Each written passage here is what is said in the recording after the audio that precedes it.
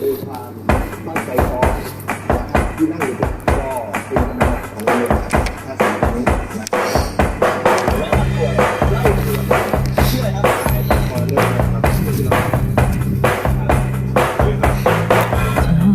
ฉันบอกถึงความจริงว่าฉันคิดชีวิตฉันเริ่มจากวันไว้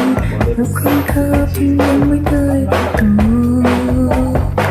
เราพักใจที่ฉันเธอจะรู้ว่าเธอที่คิดจังเลย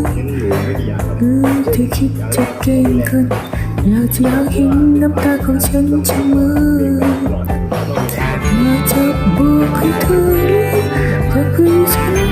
เป็นคนที่เธออยากที่ดังเดิมมาแต่ขอให้เธอสัญญาว่าจะไม่ฉันไม่เสียใจอยากให้เธออยู่ไว้ไม่ดีฉันเลยอยากฝันของเราจะกันใช่ไหมเราที่นั้นที่ยังเชื่อไปจะรู้ว่าอยู่ในคนคนเดิมอยากจะขอให้เธอเป็นผู้จริงอยากเอาฉันให้เธอเป็นจริงอยากเอาฉันให้เธอเป็นฉันสักทีอยากขอให้ของเราเป็นคนรักหนูใช่หรือเปล่า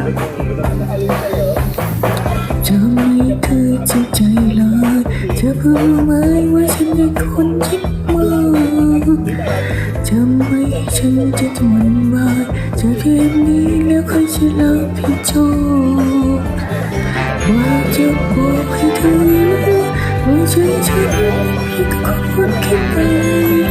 หากจะพูดอะไรออกมาเธอจะขอให้เธอสัญญาจะให้ไม่เชื่อว่ากับความรักที่เราคิดถึงฉันเลย